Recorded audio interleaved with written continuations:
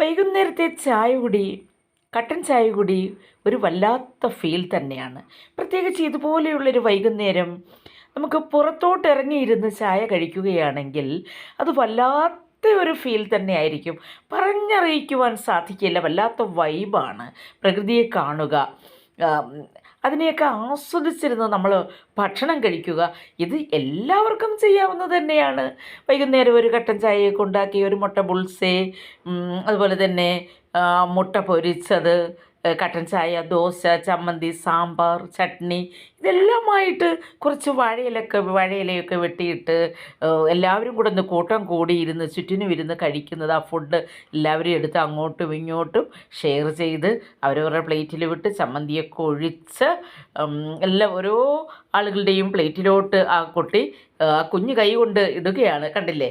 അപ്പോൾ അതങ്ങനെ ആസ്വദിച്ചാണ് നമ്മൾ ഓരോ പ്രവർത്തനങ്ങളും ചെയ്യുന്നത്. കുഞ്ഞുങ്ങളെ തന്നെ നമ്മൾ സെർവ് ചെയ്യുന്നത് പഠിപ്പിക്കുകയാണ്. അപ്പോൾ അത് കണ്ടില്ലേ അവിടെ ചമ്മന്തി, ഇനി ഒരാൾ ചമ്മന്തി വിളമ്പുകയാണ്. എല്ലാ പാത്രത്തിലേക്കും ചമ്മന്തി വിളമ്പുന്നു. അപ്പം നമുക്ക് വളരെ രസകരമായ ഒരു ചമ്മന്തിയും ദോശയാണ്. നമ്മൾ ആ തട്ട് ദോശ മോഡലിലാണ് നമ്മൾ ഈ ദോശ ഉണ്ടാക്കിയിരിക്കുന്നത്. അപ്പോൾ അത് എല്ലാവരുടെയും പാത്രത്തിൽ ഇഷ്ടം പോലെയാണ് അവർ കോരി ഒഴിച്ച് കഴിക്കുന്നത്, വയറ് നിറച്ച്. വൈകുന്നേരത്തെ നമുക്ക് വലിയ നല്ല സ്കൂളിൽ നിന്നൊക്കെ വരുമ്പോൾ നല്ല വിശപ്പുണ്ട്, നമുക്ക് വിശപ്പുള്ള ഒരു സമയമാണ് വൈകുന്നേരം. അപ്പോൾ ഈ വൈകുന്നേരം ഉള്ളൊരു 4 മണി, 5, 6, 7 മണിക്കകത്ത് നമുക്ക് ഇങ്ങനെ ഒരു ഫുഡ് തയ്യാറാക്കി നമുക്ക് കഴിക്കുന്നത് വളരെ നല്ലതായിരിക്കും. നമ്മൾ വൈകുന്നേരമൊക്കെ ഈവനിങ് വോക്കിനൊക്കെ പോകുമ്പോൾ നമ്മൾ കടയിൽ നിന്നൊക്കെ നമ്മൾ മസാല ദോശ, തട്ടുദോശ, ഇതൊക്കെ നമ്മൾ വാങ്ങി കഴിക്കും. അതിലുമൊക്കെ എന്ത് രസമാണ്.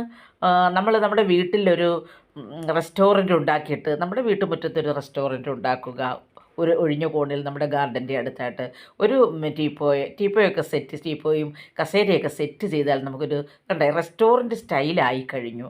അവിടെ നമ്മൾ എല്ലാവരും കൂടി ചേർന്ന് ഫുഡും ഒക്കെ ഉണ്ടാക്കി ഇങ്ങനെ കൊണ്ടുവച്ച് വാഴയിലയിലൊക്കെ വിളമ്പി കഴിക്കുന്നത്, ചമ്മന്തിയിലൊക്കെ ദോശ മുക്കി കഴിക്കുന്നതൊരു വല്ലാത്ത ഫീല് തന്നെയാണ് നമുക്ക് ഉണ്ടാക്കുവാൻ സാധിക്കും. ഇത്രയൊക്കെയല്ലേ നമുക്ക് മറ്റുള്ളവർക്ക് കൊടുക്കാൻ സാധിക്കൂ. കുറച്ച് സ്നേഹം, കുറച്ച് ലവ് അതിനോടൊപ്പം നമ്മൾ കൊടുക്കുകയാണ്.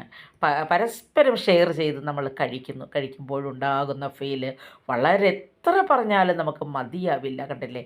ആ പൂക്കളൊക്കെ കണ്ട് അത് ആസ്വദിച്ച് ആ ചട്ടിയിൽ നട്ടിരിക്കുന്ന ചെടിയൊക്കെ കണ്ടാണ് ഈ ദോശ ആ കുഞ്ഞു കൈ കൊണ്ട് മുക്കി ആ ചമ്മന്തിയിൽ മുക്കി കോരി ഒഴിച്ചിരിക്കുകയാണ്. കോരി ഒഴിച്ച് അവരുടെ ഇഷ്ടത്തിന് കഴിക്കുക. അത് ചമ്മന്തിയൊക്കെ കാണുമ്പോൾ ഈ കൊച്ചു പിള്ളേരൊക്കെ ഇങ്ങനെയൊക്കെ നമ്മൾ ഫുഡ് കൊടുത്താലുണ്ടല്ലോ അവർ കഴിക്കും. അവർക്ക് ഏറ്റവും ഇഷ്ടമാണ് എല്ലാവരും കൂടി ഇരുന്ന് ഫുഡ് കഴിക്കുന്നത്. അപ്പോൾ അങ്ങനെ ആ പിള്ളേരൊക്കെ ഒട്ടും കഴിക്കാത്തവരായാലും ഇങ്ങനെയൊക്കെ ഇരിക്കുമ്പോഴവർ കഴിക്കും. ഇനി അവർ മുട്ടയൊക്കെ എടുത്തു, അതൊക്കെ തീരാറായി.